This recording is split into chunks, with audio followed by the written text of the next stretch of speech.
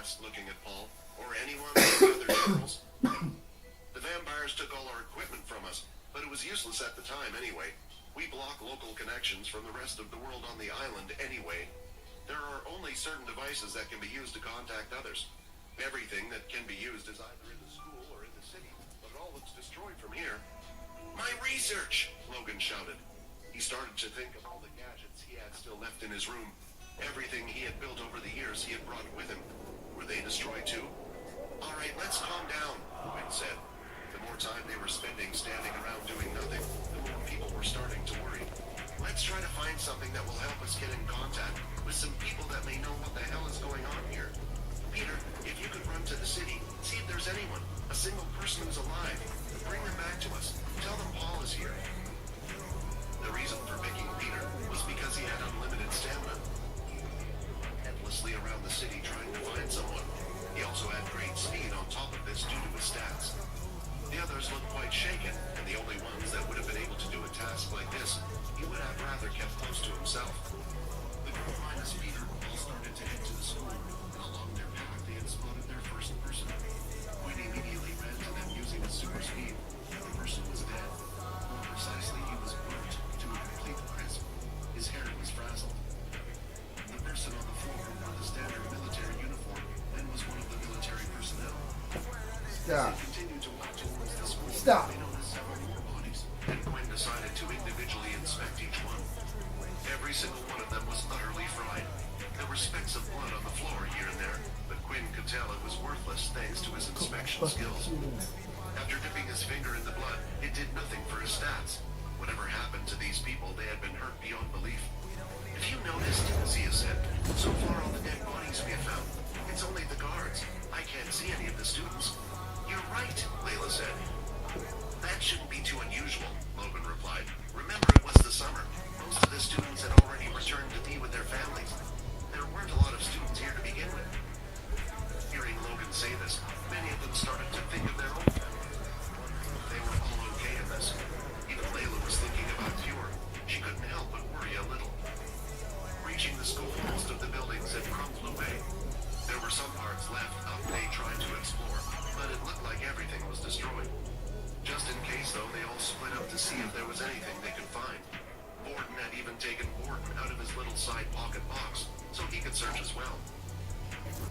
Logan had designed a small toolbox that could be attached to the side of Borden's leg for easy carrying. At first, Borden was worried about how he would sleep since the box would be upright all the time. But it turns out that Borden liked to sleep with his legs tucked in while holding them with his hands, fitting him in fine. This image reminded him of the position Syl would often sit in and sleep in, which was making Borden wonder if Borden was based on him, the original, or a mixture of all three of them. Anyway, Borden was extremely helpful in moving large piles of rubble that could have possibly buried something underneath for them to see. Logan was trying to locate where his room would have been, and he had indeed found it, but just like with the guards, everything was destroyed and fried. The components inside were destroyed. It would have been easier to build new devices rather than trying to repair the old ones. Damn it, Logan said as he got a piece of rubble. He wasn't too upset. Being the person he was, all the information he found was always backed up somewhere. The problem was that somewhere was where his parents lived. After finding out that they might have lied to him, Logan wasn't prepared to talk to them about such things just yet. He was hoping to get a small little break from school life before then. Returning to the center, they all were now sitting on the field wondering what they could do. None of them had found anything. It looked like whoever had come by had even taken all the teleporters. Is there any way off this island? Borden asked. The island was made so it would be incredibly hard for people to try and leave the place, Paul replied. The most common way of travel was teleporters. If we didn't have that, we would call for airships. With no way to call one, the group now felt like they had only one hope, and they could see it coming towards them in the distance. Peter had finally rejoined the others. They all were listening keenly to what he had to say, but he had only found out the same as them. Several soldiers lying dead. Still not a single student had been found, but any type of technology or such had either been taken away or destroyed. The other pattern again was the scorch mark on the bodies. With no teleporters, we are stuck here forever then, Zia said, as now she was starting to worry. Well, there is one option, Vex replied as he looked towards the gas. With her, she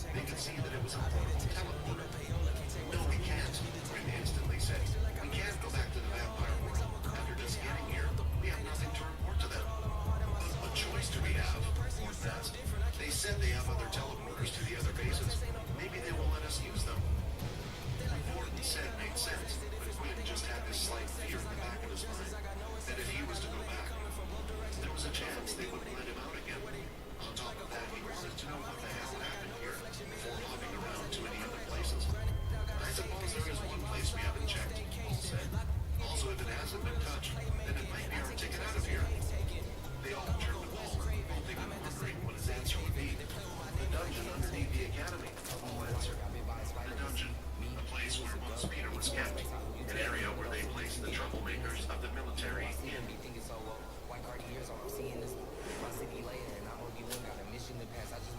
Episode 536, Take It Out of Here. Everyone who has been to a military post had heard about the dungeon, because it was used not just on students, but also on military people. Each location had one, but no one knew what was going on down there. They never explained it to the students or anybody else. However, there were very few people who would come out of the dungeon. When they did, they would do so as a changed person. Logan had done a lot of research on the dungeon when Peter was down there, and it turned out that most of the rumors were most likely just that, rumors. The reason for Paul's crazy change was because they had their abilities taken away. Essentially, the dungeons around the military bases were a prison, and they would spend their days waiting there until True Dream came and took their abilities away, making them a normal person with no way to abuse their abilities again. The group followed Paul to a particular small school. It was where the administration building would be, and often where the other teachers would hold their meetings. The good news so far was that Paul hadn't seen any of his generals or sergeants. Right, he thought. It's right there. Paul pointed out the others, including himself, got to work, doing the heavy lifting. As Paul was doing so, he found the rubble was far lighter than he had imagined in his head.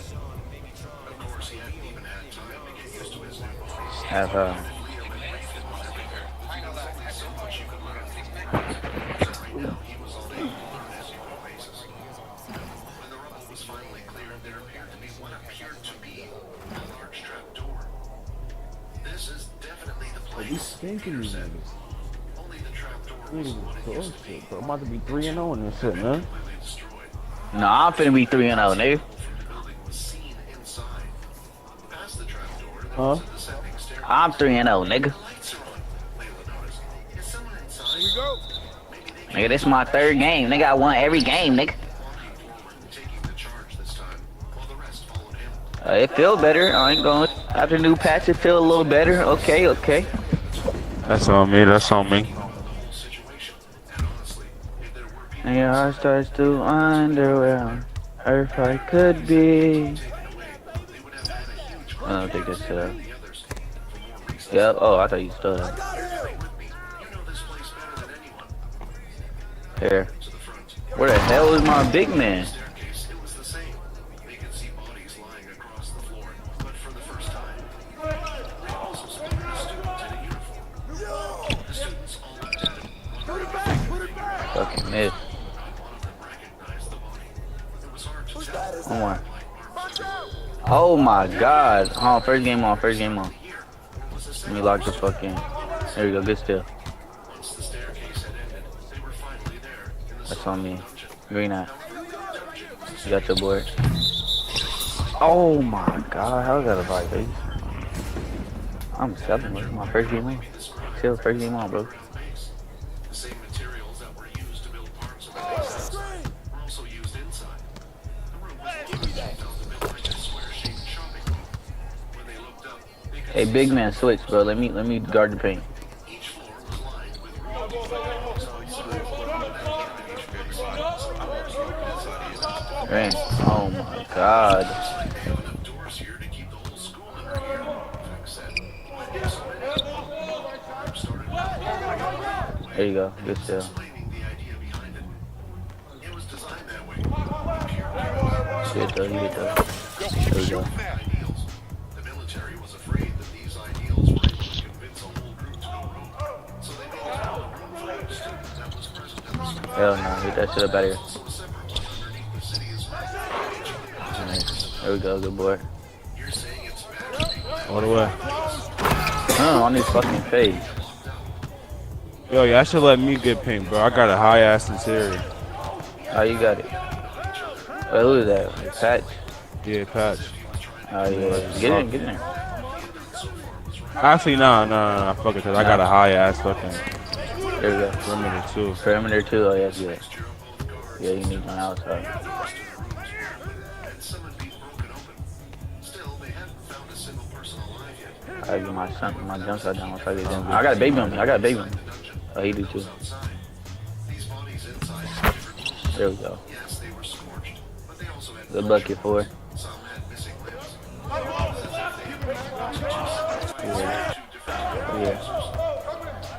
not worried about that. Oh my, his man. He had his hand on his chin as if he was thinking hard about something. Tell me, what do you think happened here? Paul asked out of curiosity. When looking at the bodies, it was Phillips. Good fucking shot. It was only a thought. You talking? Confirming it without asking someone. That's a good shot, man.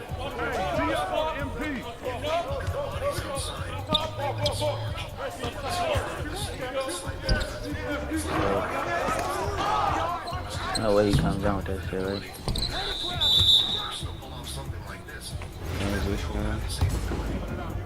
It looked as if a group of people had come to take out the soldiers on the outside. Well, there was some fighting going on inside the dungeon.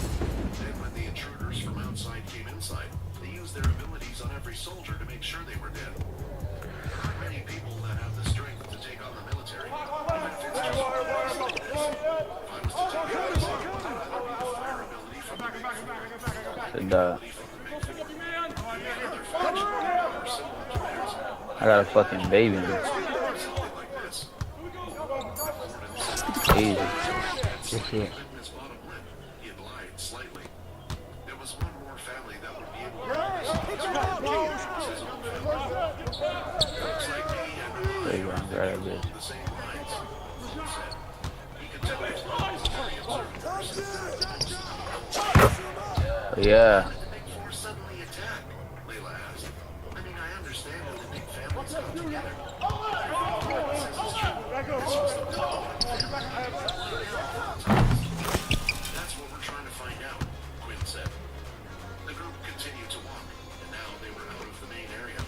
There were no longer any cells for the prisoners, and instead just rooms with different objects inside them. I need that. To be rooms packed with various types Clear paint. of was furious. Memories of her time in New York, and they did the same thing. What is all this? Vex asked. If I say anymore, I feel like whatever I say, I will turn out to My colors look better on my back. Hell no, yeah. say I know that. I've already explained many times my reasoning for doing so. I just want to remind you all that I'm on your side now. I wish to save my people. Everything that already happened and was approved by several people, not just me. These words were mostly directed at Quinn. Now that Paul was a vampire, Come on. seeing all this stuff, he could hear Quinn's heart getting louder as he was getting more frustrated. This One more, one more, one more. Oh, he had him boxed up, man. For the criminals that commit the biggest crimes, they are to be used here. It was a good thing Paul had said what he had said before.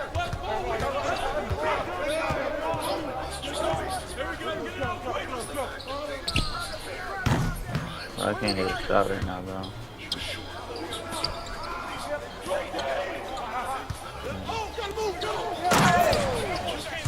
These types of places anyway, saying that there was no better use for them. They couldn't find so many things. They would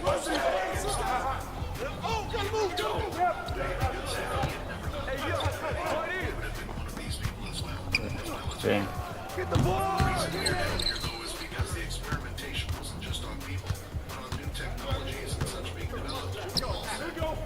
That's what they've been so far. Made them touch. They were going through several doors, and each passcode was required to be entered. By the sound and the way, Paul's fingers were beginning to get each time as well. With each room they entered was filled side by side with different things. And then finally they had entered the room they were looking for. Whoa, Greg said, now that's cool. And one. They had entered some I think 9. and in front of them was a large spaceship. 8. Everybody get to a man. Everybody get to a man. It don't matter if it's not yours. Everybody get to a man. I got 9. Never mind. I got corner. I got right corner. Everybody get to a man. Get to a man. I got 2 on me. It was strange, although humans were able to travel space the same way that Still get hit with the pig. It's they crazy. came with their ships. It was a sign of how advanced the technology was. From the moment humans actually managed to obtain the technology of teleporters before having manageable ships for traveling in space freely. The ships that they did make would be used to do surveillance. Some would be ready and preparing for another attack.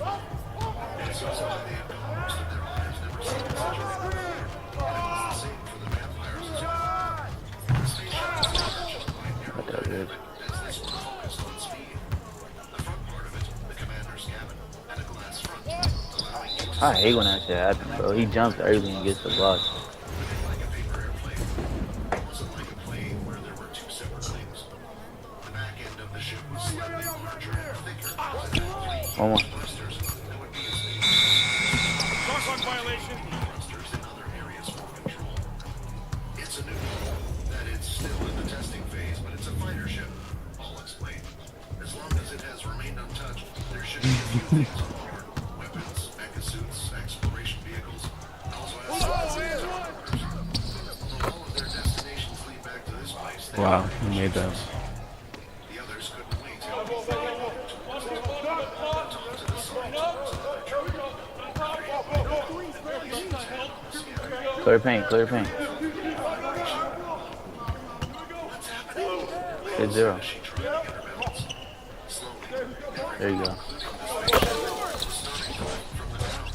they slowly went up and above. Two panels started to slide. The brakes slowly shut. They noticed that they were built in between all of the buildings. Shall we? Paul said, pointing at the ship. We had to ignore the boys excited too. All of them started running towards the ship. Paul had handed over what was considered the keys to the ship. It was a small light device. Set up! And it seemed a little complicated. However, he found that what had helped him was the his system. Using the inspect skill, it told him when every button on the stranger roll did. Then, when pressing one, the ship I'm missing that. started to descend to the ground, allowing everyone to climb on board. There was no tour as such. Everyone was just running around, going where they pleased, looking at everything inside the place. It looked big on the outside and looked even bigger when they got in.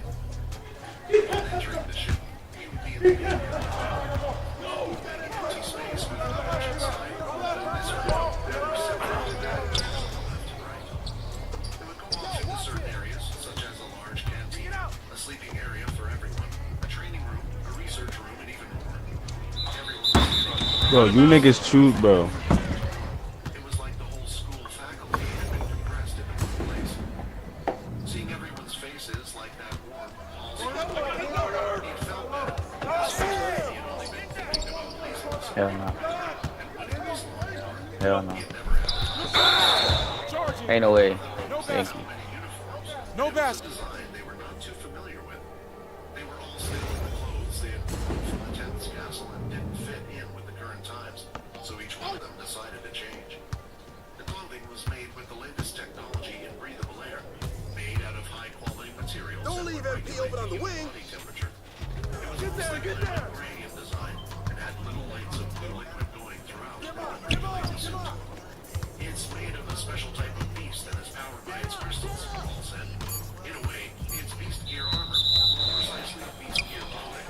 It's another prototype for the new soldiers. For use in protection. The problem was, the beast it's made from is quite rare to find, so the project was discontinued. All that we have here on board is what was made. Paul explained. Looking at everything, there seemed to be about 100 or so suits. After everyone had finished exploring the first area, they all met up wearing the new clothing. The bridge linked the main room to the command center at the front of the spaceship. They all got inside a large round dome. It looked as if it could fit about 500 people inside at a time. Then all that was needed to do was press on the control inside the room. Suddenly it started to move forward, and they were moving along the center of the ship.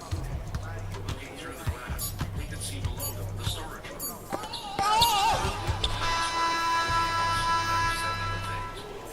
It seemed too big and strange that students who had yet to I just know you doesn't ring. They see? Quinn couldn't imagine the amount of money and supplies that would have gone into creating something like this, all in preparation for the future war. Finally, the bridge stopped and opened. They had exited into the main room. That's why you did that to put that shit on 99, so that shit would be on like 60 something when you first start. That would allow them to completely see out the glass window. Then, from either side, the descending spiral staircase went to multiple terminals, which had screens and all sorts of... Right there. It allowed them to... They eventually all went back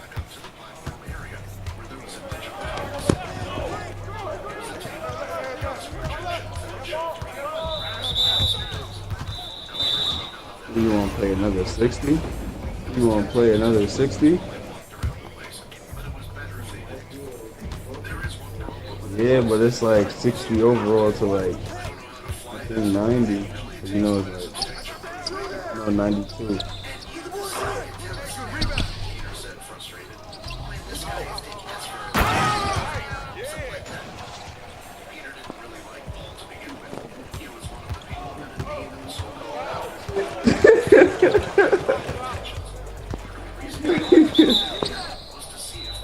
Nah, you dead well funny nigga.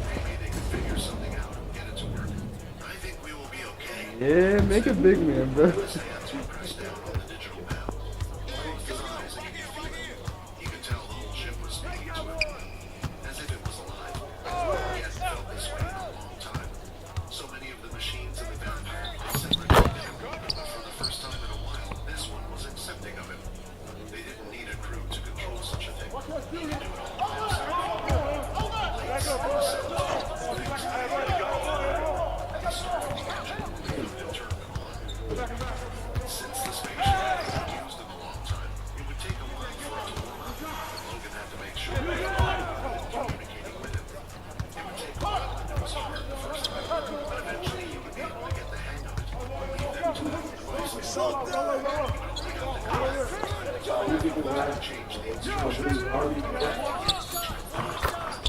Next thing is, where do we go from here? Fort Mass. We have to assume that maybe the other military bases got hit like this one. Oh no. Wait, did you buy weed off the nigga? Not just yet. I think we should try to find someone. Just anyone to see what's going on first. It would be hard to explain to people how we survived an attack. If the military has taken Get that shit out of here, boy. that we're alive. I would suggest we try to find the closest human settlement. Maybe a city of some kind. If we run into any trouble, I can give them my clearance codes. All set. Accessing the spaceship database. Access to a total map and where they go. Check it out! Check it out! The ball! Closest side to us is the green flag. It was the city of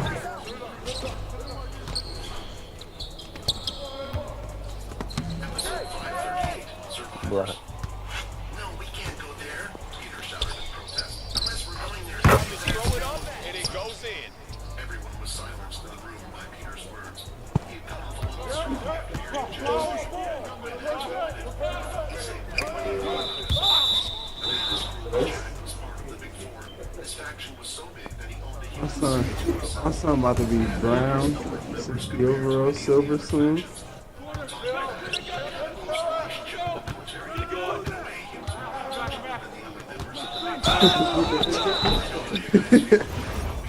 You buggy. Nah, that's funny as hell though. I ain't- But the one that 64? He's gonna fry you. Fuck.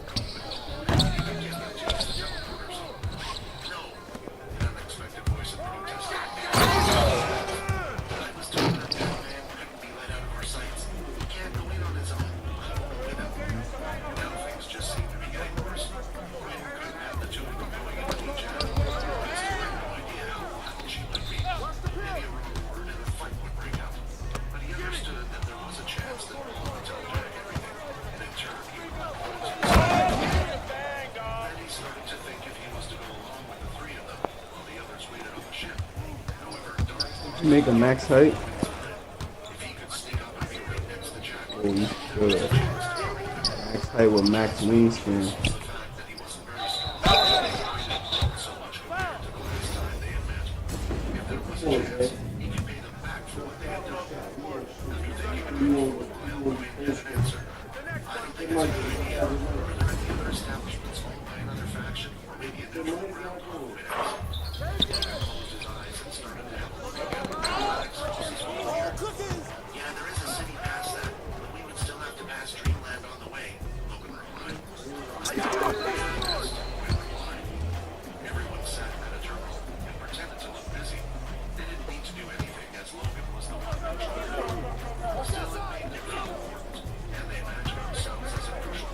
Even Kaz was getting into a part of the role playing as she airtight the way.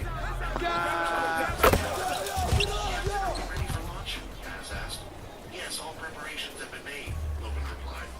Captain, power thrusters are fully heated and ready to go, Rex commented, even though he had no clue if that was true or not. Paul started to shake his head. These kids are so strong, so brave, but they were just kids at the end of the day. The spaceship started to feel themselves lifting off the ground. When it was finally a reasonable distance off from the floor, the thrusters powers from the return and they were ready to go. The acceleration started off slow. Nah, that was true. I ain't even gonna lie. To cause shock to everyone on the ship. Eventually, though, they were traveling as fast as they could. Can it go faster than this? It can, but I wouldn't recommend it, Logan replied. We would have to all be buckled up, and we weren't really trained for these types of things yet. It could make us all seriously ill. The destination wasn't too far anyway.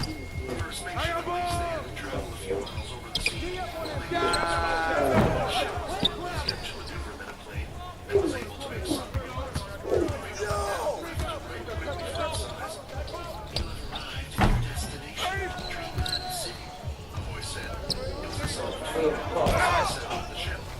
Logan looked towards Quinn, wondering what he wanted to do. Let's just have a look, Quinn said. Maybe even they were affected if a fight broke out. We can see what the city looks like. The ship started to descend out of the sky, but not entirely, still staying a reasonable distance in the air. Still, they were no longer in the clouds and could see clearly out of the glass screen and down by the sides. Huh, I don't see anything, Sia said. Against the glass. Yeah, isn't it a city? Doesn't True Dream live in some kind of fancy tower? Said Layla. We should be able to see You haven't having a 60 overall dog fight. Paul slowly said, being just as confused as the others. Are you sure we're in the right place? Mark asked. Positive, Logan replied. The map says it should be right here. Should I go lower? Maybe we can spot something? Go ahead and do that. The ship started to descend. They could see something in the distance.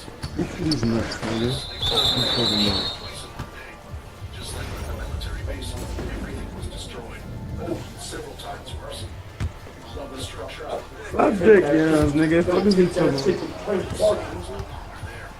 Only rubble and destroyed buildings had been completely pushed to the side from the center. And just like before, Earth like this, Layla asked. She couldn't even keep her mouth closed because she was still in shock. This really does look like a scene out of a zombie movie, Vex said. Beep beep. When there are some signs of life that have been picked up on the scanner. A small group of around 10 or so men. Should we land near them? It was a quick decision. And the nice thing to hear was that they had finally met some people who were alive. However, Quinn still needed to be cautious. It couldn't quite possibly be the enemy as well. Let's land in the city, but away from them for now. Maybe a few of us can go check out who they are. Quinn said. He started to do as he said. Paul was watching everything, and he noticed that everyone seemed to do what Don't even need a jump the whole time. he trusted his judgment. At the same time, his decision-making wasn't so bad, although sometimes he perhaps was too cautious. Still, he had a good head on him and wasn't as naive as he looked. The ship had landed, and it was time to decide who would go off the ship to check it. And it would stay to look after and protect the ship. Quinn didn't expect, though, for everyone to leave the ship. It was a good place, but they were just as curious as the others to find out what was going on in this place. The ramp was let down, and everyone stood at the entrance waiting to be picked up. Come on, you know we're pros, Vex said. Man, I will do whatever you ask of me, but I have known you longer than him, Peter replied. The two girls just tried to look cute as they gave him Kaz had suddenly joined in behind them. Gordon had already moved over to Quinn's side. It was a bold move, but he did this to ensure he was picked. Quinn struggled to make a decision. They could all Hey, A few moments later, two marching vehicles with men inside all looked out. Lieutenant Mugen from the third state your reason for being here. They turned around to see who had arrived, and it appeared they were in military uniforms. When they saw the large ship, the soldiers had assumed that someone from headquarters had arrived. you niggas is gay. When Paul turned around, they all recognized him instantly. God damn. General Paul, you're alive? Said in shock. Paul looked at Quinn first, as if to ask permission whether he could speak or not. The other soldiers didn't notice this, but Logan did, and made a note of it. Yes, it would seem so. You see, I've been away for a while, and I've come to... Who you talking to? He's bugging. They were finally going to find out what happened during their summer away.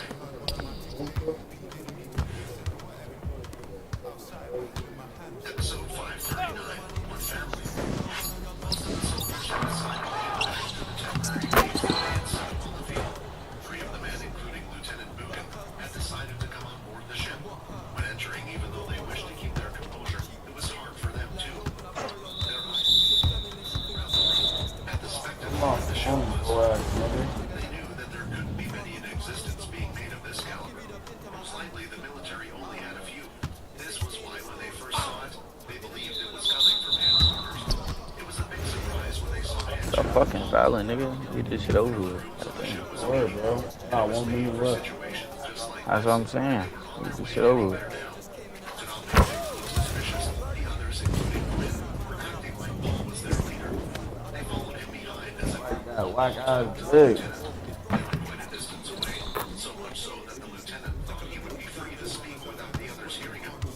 Unknown to him, most of the kids and could hear every word that was spoken. How many shots I took? I only took 4 shots, mud. Buchan asked. There were a few things Buchan found strange when entering the ship. The first being how empty it was. Would be on board. You see what I did the last 2, nigga? What you talking about? Was that the set people? I had a little double the second one. That was right. I ain't gonna count that. Even met them in the first place. However, only a head general would be able to have access to a ship such as this one. You're with me, it's fine. It will not be a problem. The situation is an odd one for now. I ain't never had one in my I'm sure life. we both have a few things to talk about. Paul replied. Turning his head, Buchan still wasn't sure, and as soon as his eyes met Quinn's, he turned away. When entering the meeting room, some chairs were scattered around the edges of the room, not too far from the table in the center. Then there were also a few chairs around the table. In a meeting like this, it was normal for one to have their whole crew sitting at the table. Only a couple of men with them, and Paul knew this, so he made some quick decisions. He asked Quinn, Gordon, and Logan to come with him and sit at the main table for the meeting, while the others sat on the chairs around the edge. They could still hear what was going on in the meeting, but couldn't interject or be a part of it. Oh, will they be joining us? He said, surprised. He wasn't, but wanted to know if there was something special behind picking these.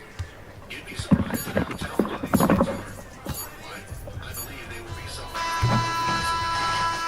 that may have sounded like a GG, fellas. Paul felt that way a little. Niggas is capping, bro. I don't see nobody with that shit on top of their head. After sitting down, it was time for the meeting to commence. Paul was one of the highest ranked, so he would be taking charge and asking most of the questions. The 3 boys at the table knew they wouldn't be able to interject much. First question, since we're here, what happened to Dreamland? I find it hard to believe that a city that was protected by True Dream would just disappear overnight. Paul asked. The lieutenant paused for a bit before he answered, and then spoke slowly. That's actually why we are here. The truth is, we don't know what happened. A confused look appeared on all of their faces, and this only confirmed his thoughts. Sir, if I may ask, how long were you gone for? I was assigned a special task by the Supreme Commander. We were on a red portal planet doing some investigations for a little over a month. Unfortunately, my team ran into some difficulties. At the time, we were mentoring a group of students from the 2nd Military Base. These here are the only ones that have returned with me. When we arrived at the 2nd base, everything was destroyed. The soldiers were dead and there was nothing left of the school. After getting on board the ship, we proceeded to head to the nearest city. That's when we located you. A deep frown was seen on Buchan's face, as if he was struggling with what to say. A month? Was it really that long ago when things were normal? Buchan spoke to himself. I suppose you really don't know what has happened then. From the tone of his voice, it sounded serious, and the others were listening intently. It might come as a shock to you, but in that short time, many things have changed. I bet most people wish we were still the way we were 2 months ago. It actually all started right here. That's why we were sent over for an investigation. Everything had been proceeding as normal, and one day, out of nowhere, Dreamland City was no more. It had completely disappeared. We did an initial investigation.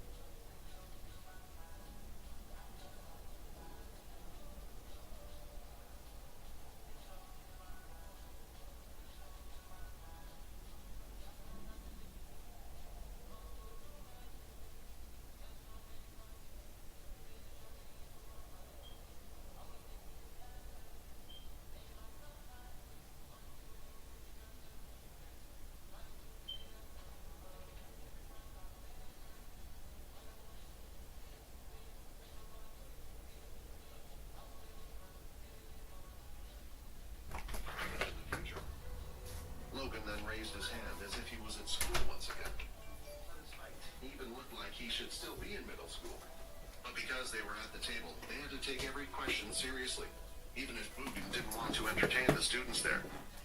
You talk about this civil war, said Logan. How many power factions are there?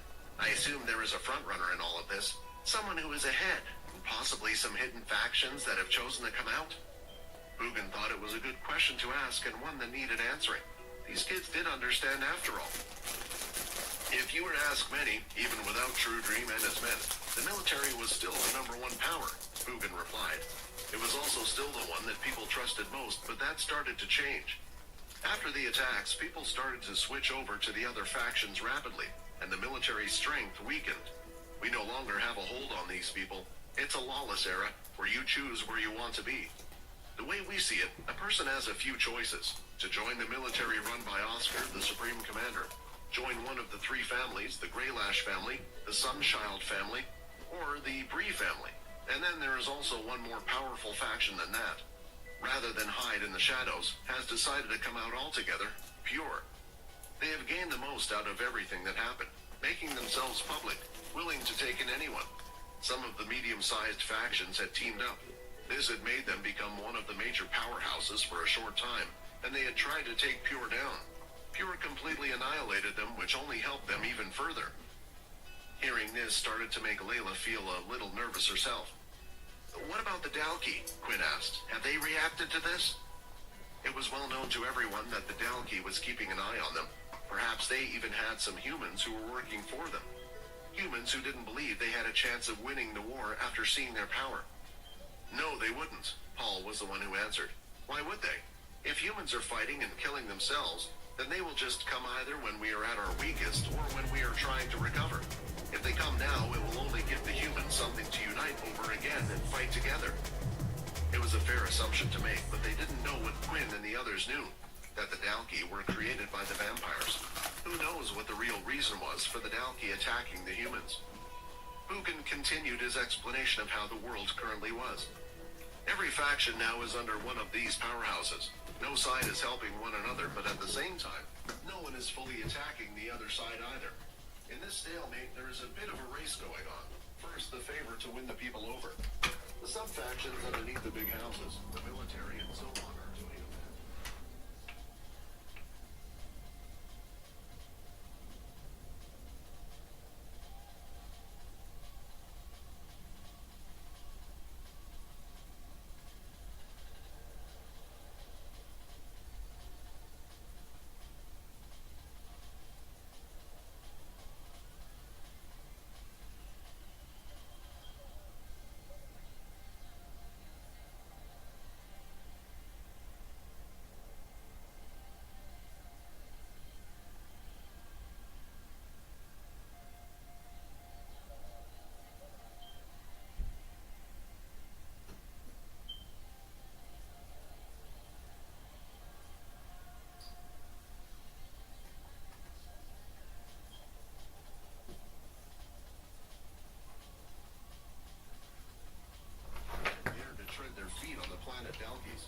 Still, some planets have yet to be explored, ones that people don't have teleporters to.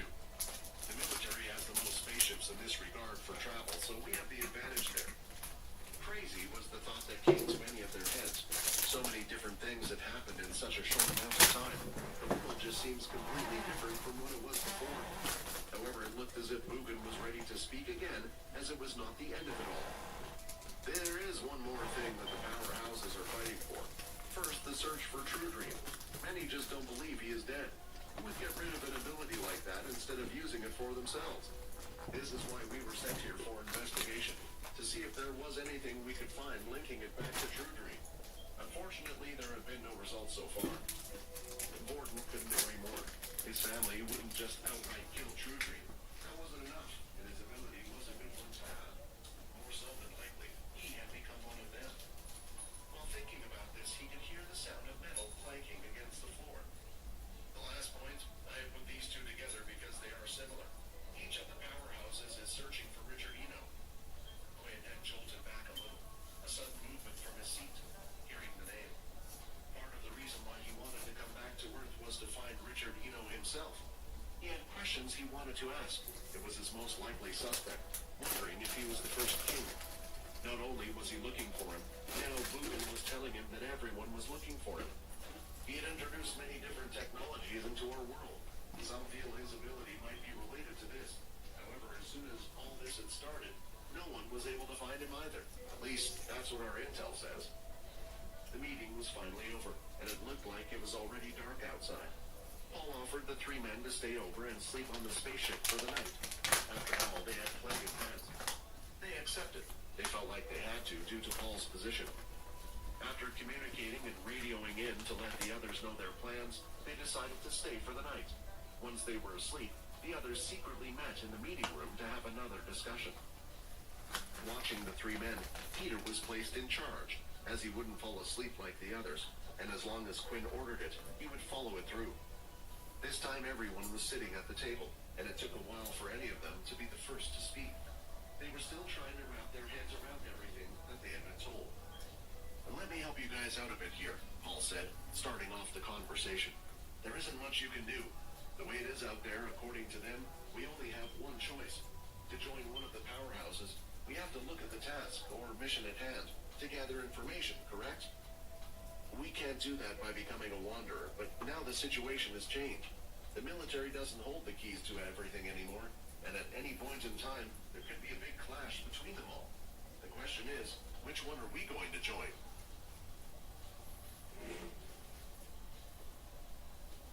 Episode 541, The Split. After Paul had spoken his words, reality hit them in the face. They had to decide this, and as a group no less. But how would that be possible? It would be fine if the people in the room were all they had, but many of them had families to take care of. And once again, the room fell silent. Paul was now seeing the cracks in this team's foundation. They couldn't have known each other for long.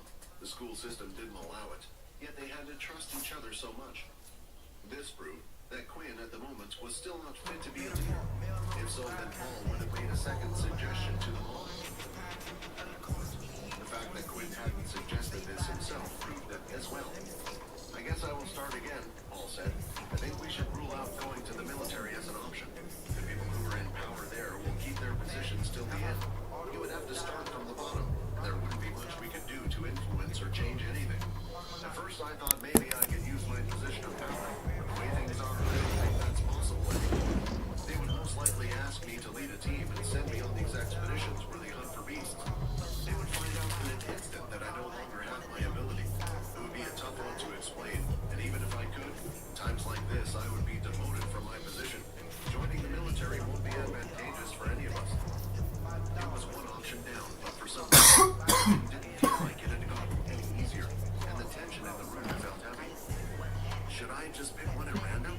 We could always change after finding out whatever we could. But what if that faction gets weaker? What if I made the wrong choice? The weight felt heavy on his shoulders. He didn't expect to come back to all this so soon. "Quinn, maybe we should do our own thing," Gordon said. Lifting his head, Quinn couldn't understand what Gordon was suggesting. Here we go. "I mean this in more ways than one. You have to return to the vampire world eventually. Your position isn't with any of these places." I got him! Taking in the deep breath, Gordon had prepared himself. "I think I'm going to need to do my own thing anyway. With all this happening, I need to return to my family, see what's happened to them." Quinn wanted to say something. This whole time, Gordon had been by his side no matter what. The vampire world, and Quinn didn't want to take it. He had refused to take no for an answer. Yet now, for the first time, he was saying he wanted to leave. "We can come with you," Quinn said. "No, you can't, Quinn," Gordon replied. "Not this time." As well. During his time as a vampire, Quinn managed to learn how to listen to a heartbeat quite well. In a way, you could tell how someone was feeling. Hey, that's all you. Right now, he knew Gordon wasn't going to change his mind. "Actually, Quinn, it's the same for me as well." Logan perked up. "I was thinking about it in the first place. What was that? While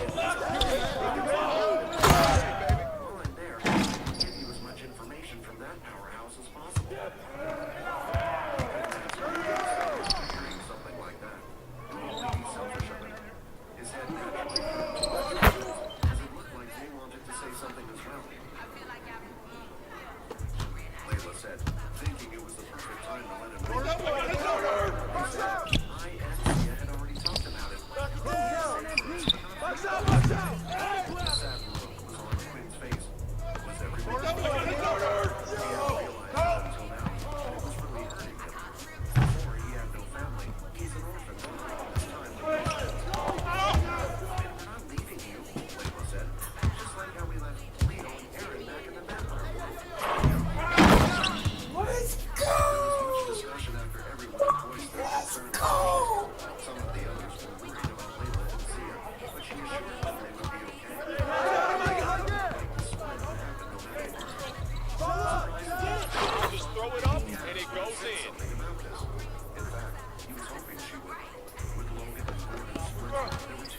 She would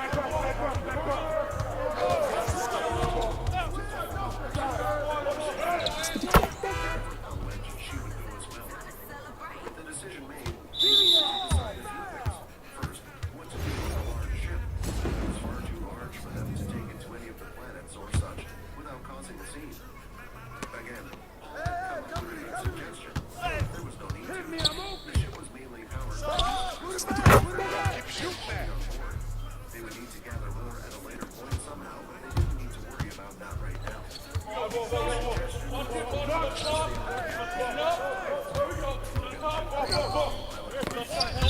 System that would make the control of the whole ship they could keep it drifting out in space in an ozone, a place that no one owned or would bother to look for. Spaceships inside the storage unit, which they could use instead. And they would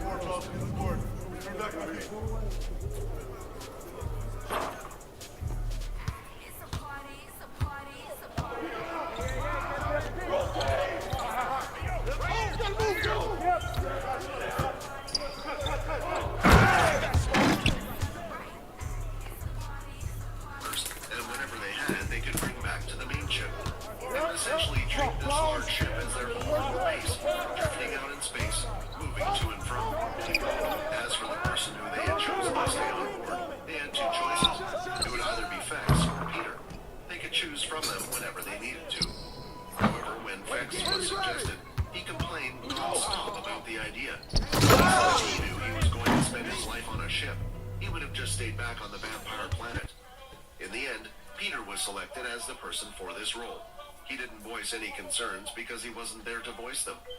Before all of this was to happen, though, they needed to find some way to return the others to the places they needed to be. According to the information that was given by Bugin, the Earth teleporter stations were seen as neutral zones. Everyone decided to leave them as they were, allowing for wanderers, travelers, and faction members to go where they wished. So a plan was finally made. First, they would find a place to leave the large ship on Earth to start with, while Peter would look after it. Then they would head to the closest Earth station, using one of the smaller spaceships inside. There, each person would depart ways. If they needed to contact each other, they could do it. Logan had hooked up the spaceship's communication device to work with the masks.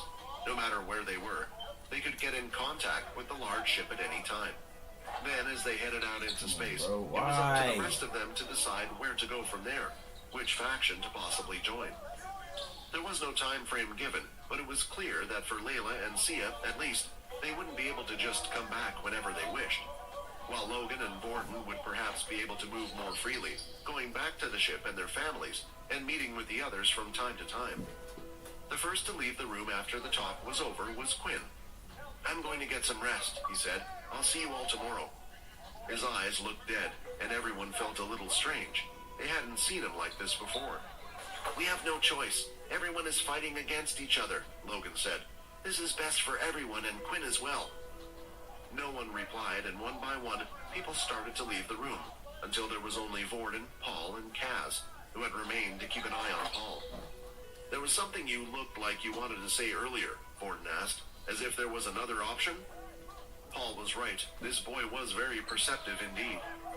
It was making him wonder how much this boy had gone through in his life to be this way. Someone like this wasn't trusting of others at all. "Of course, people always have a choice. My final suggestion was going to be to not join any faction," Paul replied. "Start your own. Bro? Invite those you care about to join. Why are you selling? Use this ship as the headquarters. With enough of us and enough power, we could compete with the others as well. We may be smaller, but that just means we can make decisions quicker and act faster. But for that, you need a leader fit to take the role. Quinn is not fit to take that role." Everyone had gone to sleep, and that night Quinn struggled to sleep more than ever. In the middle of the night, towards the morning, a certain scent started to hit his nose. It was a scent he knew, and his eyes immediately popped open. He threw the bedsheets away and bolted towards the smell. "No, no, no, no," Quinn said in a panic. He was in one of the other rooms when he eventually arrived. It was fully coated with splattered blood, a clean cut on the neck of each of the men. The three men, including Lieutenant Bugin, had been killed, and Quinn had a good idea of who it was. Kaz!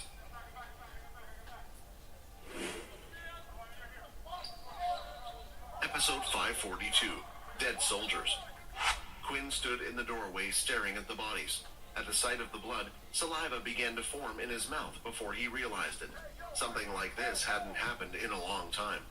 Control yourself. Before leaving, Leo had given Quinn a tip, something that had worked for him, a way to control the urge and the hunger better. The key was to use his key. He closed his eyes for a few seconds and started to focus. Truth be told, Quinn wanted to learn a bit more from Leo about the use of key. The problem was that things were moving too fast for him to get any time, but Leo told him not to worry. Even without his help, he was on the right path. Everything that Quinn was struggling with, everyone who used key before was the same. Eventually, the technique started to work, and his mind and body were no longer thinking about the blood in front of him. Kaz, it has to be her. Who else would kill them? However, his thoughts were quickly interrupted by the sounds of some groans that appeared to be coming from the side. When he turned around, he could see Paul standing, only he wasn't his regular self. He stood there slightly hunched over. His two teeth had become longer, and his eyes were a fierce red. Paul has consumed blood, but has yet to smell in person like this, and he doesn't have key control. The next second, Paul, out of control, started to rush forward towards Quinn. Paul was fast, but he was nothing compared to what Quinn could do. The only thing Quinn was worried about was trying to hold himself back while knocking him out. Seemingly out of nowhere, Paul suddenly fell to the ground. His body hit the cold metal surface, and he began to be dragged back across the metal floor. "Don't worry, Quinn, I got this one," Fex said. He gave Paul a small amount of blood from his container that would satisfy his lust and control his hunger. Fex, too, had smelt the blood, so he came out to investigate. He saw what was happening and took care of the situation quickly, tying Paul up with string. The loud sound had woken up many, and eventually everyone had spilled out into the hallway to see what the whole commotion was about. Everyone was staying in separate rooms, but they had chosen to stay in the rooms next to each other, down the same hallway. "What happened?" Layla asked, rubbing her eyes. When Sia had seen the bodies, she opened her mouth as if she was about to scream, but Vorton was quick to act, placing his hand above her mouth. "Nice," Logan said, knowing he had saved them all from a huge wake-up call. Looking around, Quinn noticed that two people were missing. "Where's Kaz and Peter?" They had checked the room Kaz was supposedly staying in, and she was nowhere to be seen. When they went into Peter's, he could be seen inside, but the scene was not what they had expected. Quinn could see the eyes of the others and rushed to the door, only to see Peter back up against the wall, waiting for his limbs to heal. They had been crushed in several different places and quite badly as well. "I'm sorry, Quinn," Peter said. "It was Kaz. She took the remote from me." After deciding what to do yesterday, the remote, along with another controller, was given to Peter to get a hang of everything. After all, he would be left with the ship for a long time, so they might as well get a head start on things like that. "Why would she kill them? And where is she now?" Layla asked. The sound of the ramp being lowered was then heard. They knew someone else had activated the ship, since everyone was standing there. "Fex, clear this up," Quinn said. "They're dead now, so we might as well make use of their bodies. Store the blood, and feed some parts to Peter to help him recover." And Quinn was off to the back of the spaceship. Everyone stood there for a while, not saying anything. "Did Quinn really just say that?" Layla finally said. "Yeah," Vorton replied. "Is it just me, or ever since the incident with the whole vampires, he has kind of become desensitized to all of this?" Layla asked. "Yeah, but he's right," Fex replied. "At the end of the day, this is what we need to do. At least they will be used this way." The others started to walk away from the scene, as they couldn't stand it for much longer, leaving only Fex and Paul alone to work on this gruesome task. "Oh boy," Fex said, looking at the three bodies. When Quinn had arrived, he could see Kaz walking up the ramp, and it was already starting to close behind her. Why was she outside? Then he saw the blood on her clothes and splattered on her face. She casually walked up to Quinn with a sweet smile. He knew what she had done. She had gone outside to deal with the rest of the soldiers who had come with them. "Did you deal with the bodies inside?" Kaz said with a smile, as if she was expecting some type of praise. "What is wrong with you?" Quinn shouted. "Why did you kill them?" The smile on her face went down, and she seemed a little confused. "What do you mean? I did it for us. For the mission. You already decided that we weren't going back to the military, so it's better if they didn't know we were alive. If they're all dead, no one will come looking for us or wonder where we are. Couldn't we have just removed their memories? Quinn replied. You didn't have to kill them. No, Cass said, stomping her foot.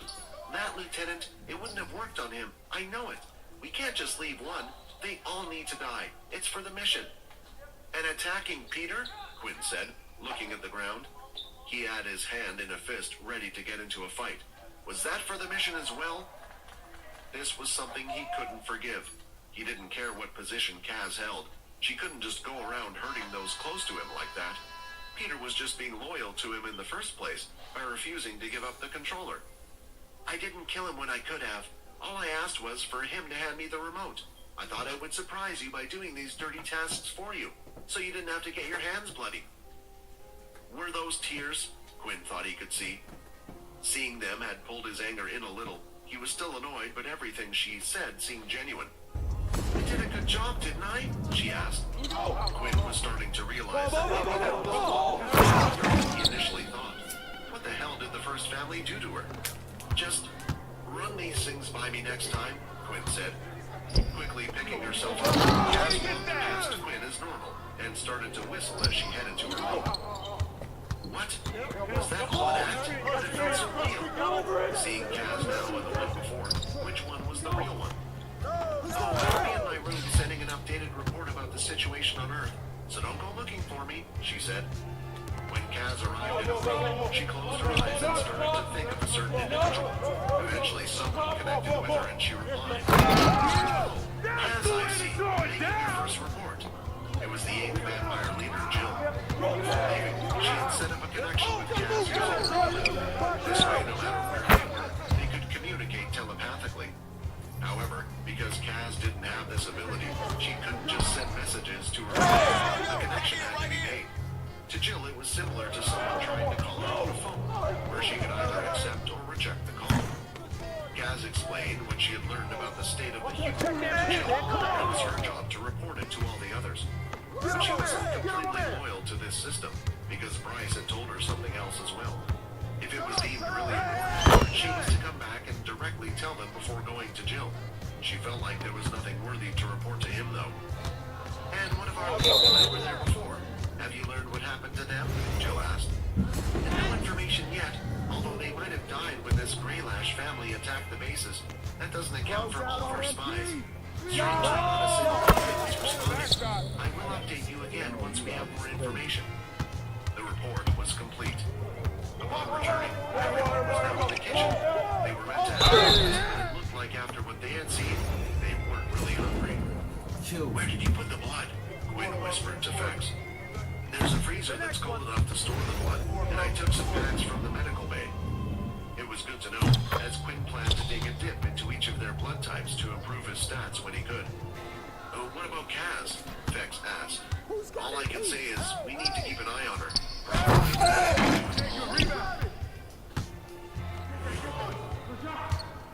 Episode 23.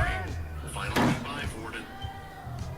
In one of the sleeping rooms, Paul was sitting down on his bed, with his head down towards the floor. Sitting opposite him was Fex. Since when the hell did I become a counselor? Fex thought. It took a while for Paul to calm down, but after that, there seemed to be another phase, shock. There were more reasons than one for this, and with Quinn off doing his own thing somewhere, the only person that could talk to him about going through such an experience was Fex. There was Peter as well, but he wasn't the best choice when talking to people. Paul's hands were still shaking. He had never felt this feeling before. Leo had mentioned a few things to prepare him, but the real thing was different. He felt out of control. His body and mind were doing their own thing, yet he was still present and aware of what he was doing. Don't worry, Fex said. It doesn't just happen to humans who have turned into vampires. It happens to all of us. The more you are exposed to it, the easier it is to control. Just be careful not to become addicted. If you want, I can help you through the process. Whenever you are hungry or such, I'll have what to give you. Otherwise, first-timers will just keep going until they're full. Anyway, you have strong vampires by your side. If you go out of control, I and Quinn can stop you. Paul wasn't worried too much about getting addicted. He had done many things in the past that required a huge amount of dedication and self-control. It was why he was so strange being so out of control. It was a first for him. Upon